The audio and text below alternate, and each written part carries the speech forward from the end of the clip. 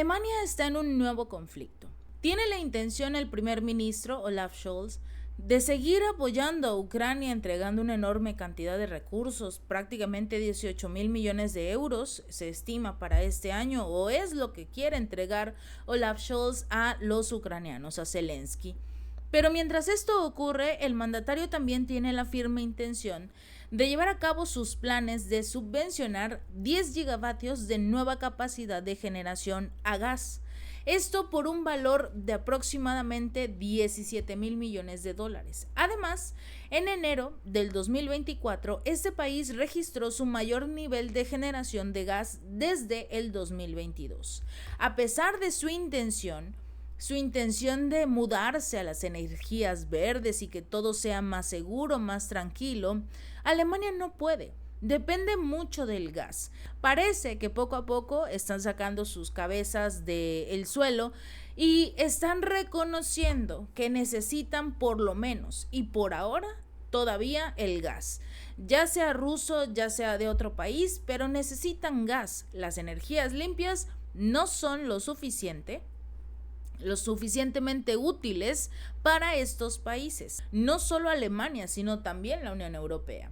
Así que la situación tiene de fondo la agenda, la famosa Agenda Energética 2030, que es clave para la Unión Europea, para la transición a las energías renovables, a la que Alemania prácticamente desempeña un papel muy destacado. De hecho, el país europeo se considera un modelo de referencia para la transición a las energías limpias, por la gran cantidad de recursos que se han destinado precisamente al cumplimiento de este Pacto Verde. Pero los últimos acontecimientos están indicando prácticamente que esta transición no puede realizarse al ritmo que ellos mismos habían planteado. Pensaban que tenían lo suficiente para poder decirle adiós al gas, decirle adiós a Rusia y todo va a ir de maravilla. No fue así. Debido a la amenaza a la seguridad energética, Berlín se dispone también a dejar temporalmente de lado sus planes de abandonar el carbón. Se supone que eran pioneros en las energías limpias, que eran el emblema de la Agenda 2030 y hoy están regresando a una de las energías más sucias. Hasta que no esté claro que la energía limpia que quieren producir esté disponible y que sea asequible para los ciudadanos, van a tener que deshacerse de los sueños de eliminar progresivamente la electricidad procedente del carbón, procedente del gas en el 2030. Ha fracasado esta parte de su Agenda 2030 que es muy amplia, y algunas cosas definitivamente parecen salirse de los esquemas, del control. Hay algunas cosas de esta Agenda 2030 que dejan mucho que desear. Pero en este tema de lo que sería la energía, el aumento de la producción de gas en Alemania podría ser también un presagio de un cambio en toda Europa, ya que la transición a las energías limpias que estaba prevista en Bruselas sencillamente no ha funcionado, es un total y rotundo fracaso. Los planes para la transición incluían generar una docena de gigavatios de energía mediante turbinas eólicas, paneles solares y centrales nucleares, todo al mismo tiempo porque no tienen los equipos necesarios para que cada uno de estos mecanismos puedan precisamente proporcionar una muy buena cantidad de energía limpia. Esta meta resultó ser más difícil de lo esperado y lamentablemente tienen que reconocer que necesitan gas, ya sea el de Rusia o el de Estados Unidos o del país que quieran, pero lo necesitan todavía. En primer lugar, porque los costos son más elevados de lo que tenían previsto. ¿Quiénes están beneficiando de todo esto? Familias como la Rockefeller, que son los que están prácticamente invirtiendo en este tipo de nuevos proyectos, grandes empresas como lo es este famoso Bill Gates, en fin, todos estos que siempre han logrado controlar la mayor cantidad de recursos.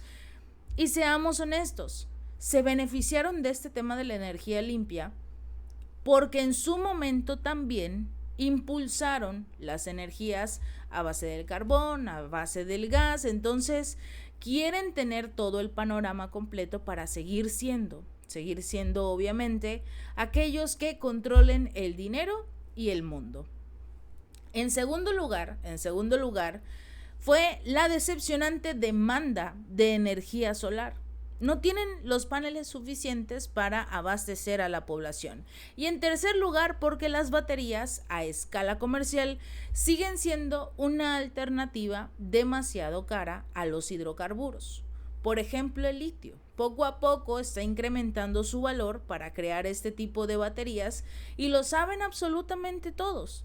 Siguen comprando la mayoría de los países europeos a escondidas el petróleo y el gas ruso, porque si bien no es tan barato como anteriormente, antes de todo este tema del conflicto entre Ucrania y Rusia, por lo menos no es tan caro como lo vende en este momento Estados Unidos, porque es el país que, digamos, tiene permitido, en este caso para la Unión Europea, venderles este tipo de gas, petróleo, todo lo que necesiten, a excepción de aquellos países con los que no tienen un tratado de libre comercio. Recordemos que hace unos días precisamente el mandatario Joe Biden eliminó el permiso para poder vender gas a los países con los que no tienen ese tratado, principalmente para afectar lo que sería la economía de Texas, con quien tiene un grave problema con el gobernador Greg Abbott, por el tema de lo que es la inmigración y la inseguridad en las fronteras, en la frontera con México. Entonces todo ese tema también se volvió un poco más político,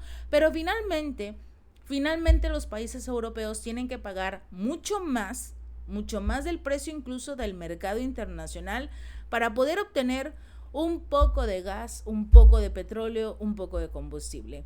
Otros países europeos también tuvieron que aumentar la producción mediante fuentes de energías no renovables ante la imposibilidad de cubrir sus necesidades energéticas. En el 2023, España, que utiliza activamente la energía eólica y solar, fue el principal importador de gas natural licuado ruso de la Unión Europea.